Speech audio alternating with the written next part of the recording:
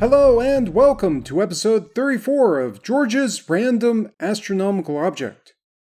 Every episode, I run a random number generator to select random astronomical coordinates in the sky, and I then search for an astronomical object near those coordinates and talk about what makes it so scientifically interesting.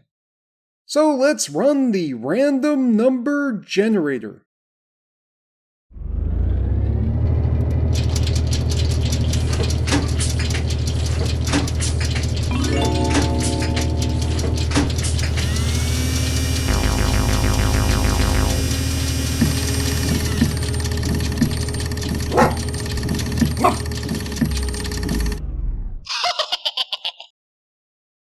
The coordinates are 0 hours, 57 minutes, 22.6 seconds right ascension, and negative 46 degrees, 48 minutes, 4 seconds declination. This points to the object GRB 111209A in the constellation Phoenix. This is a gamma-ray burst. Gamma-ray bursts are objects outside our galaxy that produce very large numbers of gamma rays for relatively short amounts of time. Gamma rays are very rare in space, so any object that produces gamma rays attracts a lot of attention. A variety of objects produce these gamma ray bursts, including merging neutron stars, merging black holes, and supernovae. I discussed another gamma ray burst in episode 18, but that object is quite a bit different from GRB 111209A. So GRB 111209A was discovered on December 9, 2011 by the SWIFT satellite, a satellite designed specifically for this type of thing.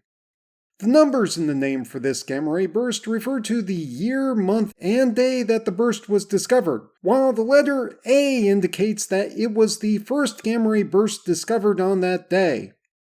Most gamma ray bursts last anywhere from a fraction of a second to a few minutes, but GRB 111209A lasted for about 25,000 seconds, or close to 7 hours. This, by the standards of gamma ray bursts, was really long. It's longer than a typical Major League Baseball game, or the length of a flight from LAX to Honolulu, but it is shorter than Season 2 of Mad Men. Most notably, it was the longest gamma ray burst ever observed at the time. Quite honestly, it's so long that it seems awkward to refer to it as just a burst. So, long gamma ray bursts normally originate from supernovae, but when GRB 111209A was first discovered, they had not identified any supernova that was associated with the burst. In 2015, though, a science paper was published identifying the gamma ray burst as associated with supernova SN 2011KL. Because of cosmology-related effects, it's a little tricky to describe the distance to this supernova, but it can be thought of as exploding when the universe was about 6.3 billion years younger, but which we did not see on Earth until 9 years ago. Supernova 2011KL, however, was not a normal supernova. It was a Type 1c supernova. Supernovae are categorized based on their spectra, but the spectra are directly related to the type of object that produces the supernova.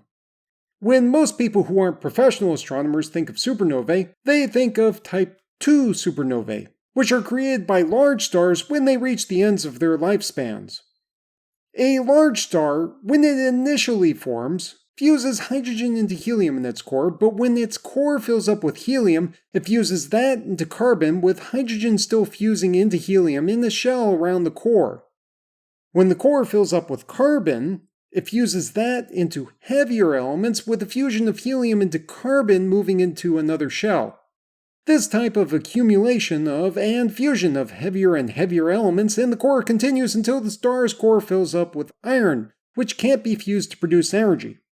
When this happens, the star collapses inwards at first, but then a reverse shock causes an explosion, blowing away the outer layers of hydrogen, helium, carbon, and other elements.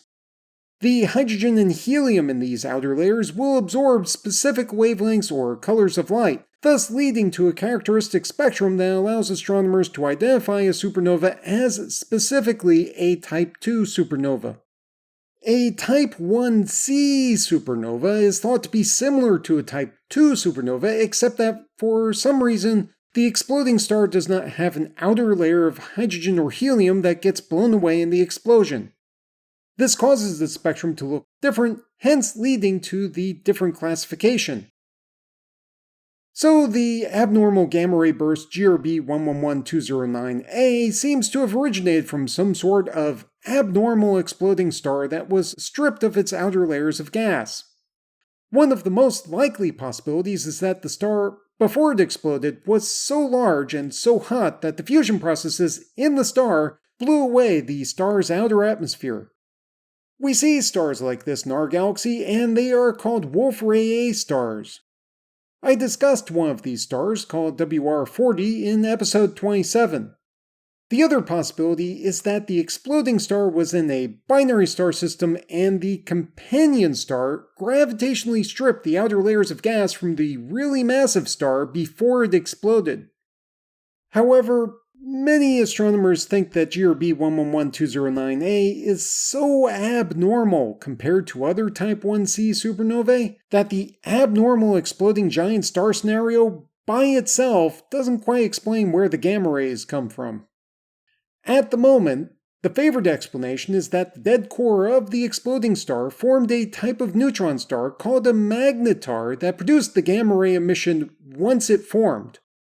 A neutron star is a dense ball of neutrons that has a diameter of about 20 kilometers and a mass of a couple of times the mass of the Sun, and they often form from the dead cores of massive stars when they explode as supernovae. A magnetar is an abnormally magnetized version of a neutron star. It also rotates like a pulsar, which is another type of neutron star. The thoughts are that once the magnetar formed at the center of the supernova, the very strong rotating magnetic fields led to the formation of outflows of gas moving away from the magnetar at speeds that are a fraction of the speed of light. It's this highly energized gas that would have produced the very strong gamma ray emission that we saw in GRB 111209A. The magnetar would have run out of energy to produce gamma rays in a few hours, which is why the gamma ray emission was not continuous but shut off after a certain amount of time. The data from GRB 111209A was very important in demonstrating that magnetars are the most likely cause of at least some gamma ray bursts.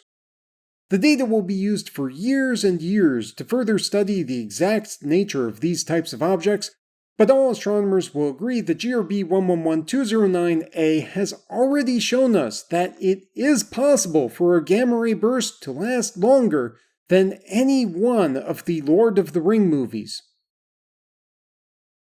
The location on the Earth's surface corresponding to the position of GRB 111209A on the sky is about 1450 kilometers south-southwest of Cape Town, South Africa.